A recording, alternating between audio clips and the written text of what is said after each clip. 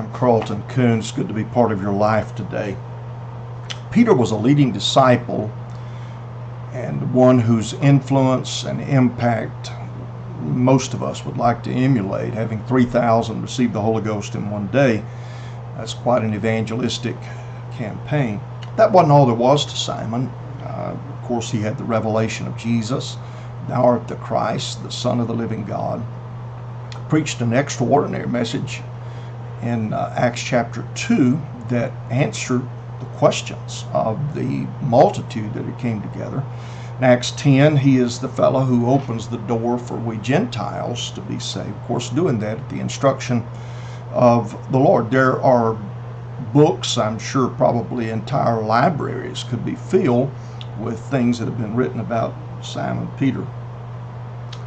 Shortly before Jesus would be arrested, he was in conversation with Simon, and he said to the man, Simon, Simon, Satan hath desired to have you, that he might sift you as wheat. And of course, Peter expresses his absolute commitment and dedication. Whatever happens, I'd never turn my back on you. And Jesus responded prophetically. He said, before the cock crows 3 times, you'll have denied me.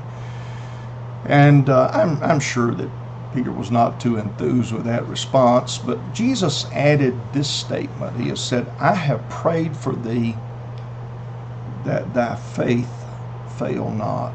Later that same night, Peter did deny the Lord. His courage failed him. His commitment failed.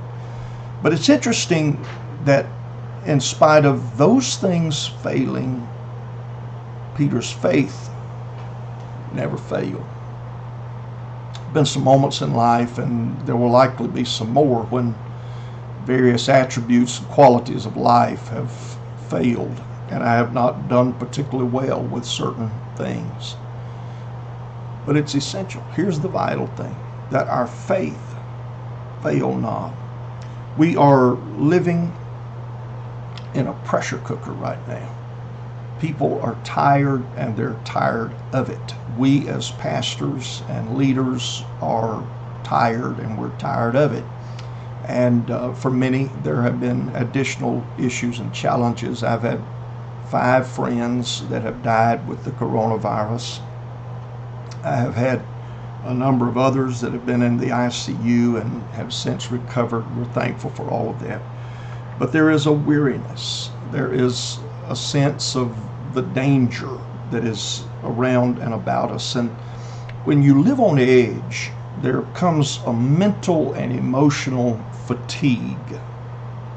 Just part of the process. You can't make it without it. And I'm talking and listening to preachers who are tired and they're weary. Peter's faith did not fail. He had faith to recognize his failure for what it was. He had faith to trust Jesus for restoration. He had faith to imagine that his future could be better than what he had shown there beside the priest fire that day. His faith didn't fail. The measure of our ministry is not going to be in any of those crisis moments, or those moments when we've just felt like, and maybe have, thrown something against the wall or gone out and to kick something that couldn't kick us back. Faith fail not. Notice what Jesus said, I have prayed for thee that thy faith fail not. Peter, you may deny me, but I want your faith not to fail. When the stress level's high, don't let your faith fail. Faith carries the day. Not our feelings, not our success, not the ease of a particular season of life, but it's faith that carries the day. There's one last thing that I felt as I was putting this together to try to talk to some who are in ministry.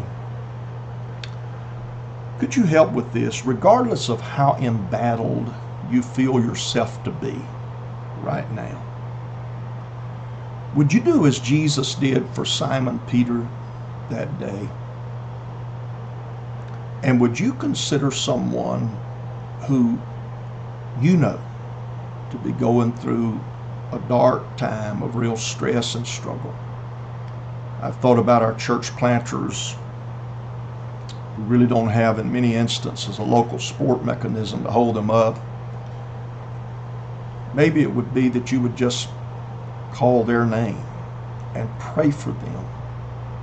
God, I pray for brother so-and-so. I pray for sister so-and-so. I pray for them that their faith fail not. They may feel like they've failed in any number of other ways, and we're certainly living in a time that sets us up to be frustrated. But listen, that thy faith fail not. Would you help me with that? Okay, so what I want to share, regardless of what else is going on, your faith hadn't failed. You're going to be okay. Secondly, share with Jesus in praying for someone else that their faith fail not. A couple of last things that you may be interested in. My son and I have a Disciple Makers training course that's available online at carltoncoonsenior.com, and we'll try to have the link below here. But we will be rolling out another series of that. It'll be limited to 25 different people. We'll have a discounted price available. And if you're interested in that, you might want to jump on now, because again, we're going to limit that to 25 students this time. And there are over 30 videos. There's quite a bit of handouts that we give. What we want is to leave you with a process and a system that and again, you can't make disciples in mass, but if we don't have a plan for making disciples at all, then we're generally not going to make them. So what we're going to do is give you some tools and resources that you can put to work to establish your own disciple makers process in your local church. So take a look at that. The other thing that I'll mention, and I don't usually do much selling on this, but I have a new book. It will come out September the 5th. It is Bad Decisions, The Legacy of Lot. It is in pre-release discount, same website, carltoncoonsenior.com. This will be, I believe, my 27th book. And always I send books out for consideration, review, and to get some input from people who I trust and respect. And Bad Decisions, The Legacy of Lot, has received more positive feedback than any book that I've ever written. And it has come from people who at times they have read just a chapter or so and sent me a little innocuous blurb that, you know, they weren't, but they hadn't read just a whole lot of it. But I'm getting input from people who say, you know, Jesus said, remember Lot's wife. But Lot's wife is a product of Lot's decisions. And that's what the book's about. Bad Decisions, The Legacy of Lot. Some of you pastors, you may want to get it ahead of anybody else, and you can turn it into a teaching series for your local church. Thank you for being part of Ministry Monday. Pray God's blessings on you this week. Find somebody to pray for that their faith fail not.